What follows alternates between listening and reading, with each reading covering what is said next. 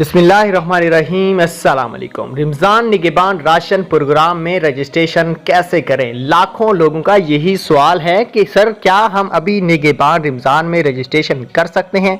तो ये वीडियो आपके लिए है। इस वीडियो को आपने शुरू से लेकर एंड तक देख लेना है। वीडियो का आगाज़ करेंगे उससे पहले अगर आप हमारे चैनल पर नए हैं तो यार हमारे चैनल को सब्सक्राइब करें और साथ में बेल आइकन को भी प्रेस करें ताकि बर वक्त हमारी वीडियो आपको यूट्यूब पे देखने को मिलती रहे। आज की इस वीडियो को शुरू कर लेते हैं। रमज़ान निगहबान राशन प्रोग्राम में 40 लाख खानदानों को इस प्रोग्राम में शामिल किया गया है। हर फैमिली के सरबराह को 10,000 रुपये पे आर्डर के जरिए दिए गए हैं और दिए जा रहे हैं। अब इस प्रोग्राम में शामिल होने के लिए आपको PSCR सर्वे कराना जरूरी होगा। अगर आपका PSCR सर्वे हो चुका है तो आपको अगले महीने की 15 डेट तक इंतजार करना है। अगर आपको राशन नहीं मिलता तो फिर आपने ये सोच लेना है कि आप नया लें। अभी तक आपने ये नहीं सोचना। अगर आपके साथ वालों को भी मिल गया अगर आप परेशान हैं तो आपको परेशान होने की कोई ज़रूरत नहीं है।